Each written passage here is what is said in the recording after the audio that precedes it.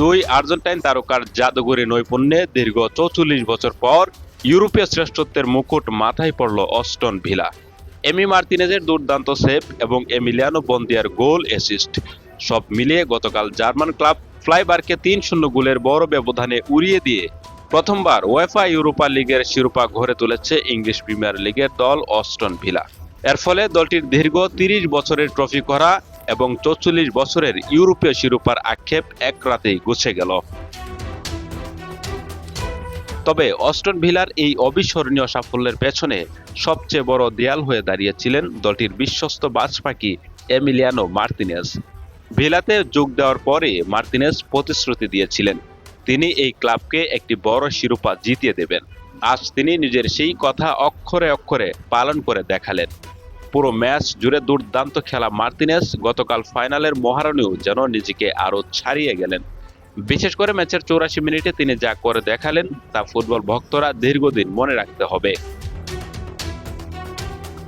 তখন ফ্লাইবার্গের এক খেলোয়াড় গোল লক্ষ্য করে বাতাসে উড়ে আসা বলে দুর্দান্ত এক হেড করেন, কিন্তু অবিশ্বাস্য এক ডাইভ দিয়ে সেই নিশ্চিত গোল আটকে দেন মার্তিনেজ।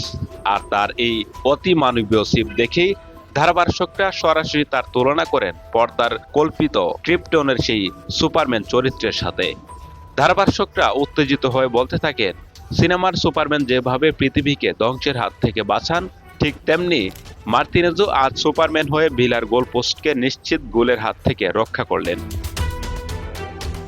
একদিকে এমিলিয়ানো মার্তিনেজ যখন গোলপোস্ট সামলাচ্ছেন, তখন অন্যদিকে আক্রমণ ভাগে আলো ছড়িয়েছেন আরেক আর্জেন্টাইন ফরোয়ার্ড এমিলিয়ানো বন্দিয়া। ম্যাচের ৪১ মিনিটে ইউরি তিলমান্সের গোলে ভিলা এগিয়ে যাওয়ার পর প্রথমার্ধের ঠিক শেষ মুহূর্তে ডি বক্সের বাইরে থেকে বাম পায়ের এক চোখ ধাঁধানো বাঁকানো শটে দলের দ্বিতীয় গোলটি করেন বন্দিয়া। তবে তিনি শুধু গোল করেই ক্ষান্ত হননি, এরপর ম্যাচের ৫৮ মিনিটে মর্গান রডজার্সকে দিয়ে দলের তৃতীয় গোলটিও করিয়েছেন।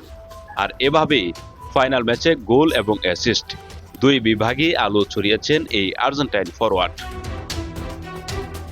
সামনে ২০২৬ ফুটবল বিশ্বকাপ, আর তার আগেই দুই এমিলিয়ানোর এই বিধ্বংসী ফর্ম আর্জেন্টিনা সমর্থকদের জন্য সত্যিকার অর্থেই বড় এক স্বস্তির খবর। রেফারি শেষ বাঁশি বাজা মাত্রই মার্তিনেজের চোখে ছিল আনন্দের জল, কারণ তিনি এই ক্লাবকে দেওয়া প্রতিশ্রুতি সফলভাবে পূরণ করেছেন। অবশ্য এর পরপরই দেখা যায় মার্তিনেজের সেই চিরচেনা বাঁধ ভাঙা উল্লাস। প্রথমে নিজের স্বদেশী সতীর্থ এমিলিয়ানো বন্দিয়াকে কাঁধে তুলে নিয়ে উল্লাস করেন তিনি।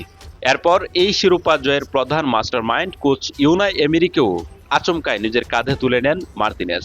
কোচের মতো একজন গম্ভীর মানুষকে কাঁধে তুলে নিয়ে ট্রফি জয়ের যে বন উল্লাস তিনি করেছেন তা ক্যামেরার ফ্রেমে চিরস্মরণীয় হয়ে থাকবে।